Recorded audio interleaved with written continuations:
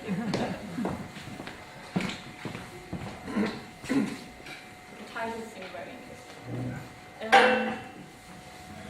The title of my presentation today is a bit modified from what you had on the paper. Instead of calling it The Taste of God, Dhikr and Social Cohesion in Danish Sufi Circles. I posed two questions at the beginning, and then I'll try to answer them through my talk, and let you decide whether I'll answer them or not. But the first question I ask is, how can one explain Sufism through social dynamics of interaction? And what meaning do key concepts within classical Sufi terminology obtain when produced in the social realm? My talk today sets focus on these two questions by presenting ways by which the dhikr is embroiled in the social experience of tasting God.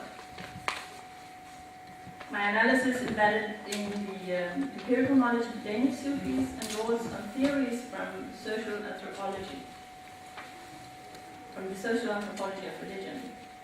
I've conversed with numerous Danish Sufis, and both men and women alike, and I've visited several Sufi venues in Copenhagen, so I consider myself to have a sound overview of the Sufi landscape in Denmark.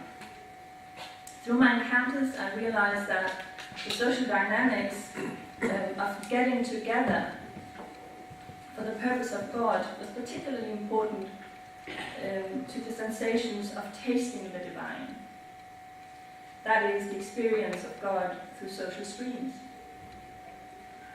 And as will become clear during my talk, Sufism is henceforth treated as both practices and modes of living explained through the mouths of Danish Sufis.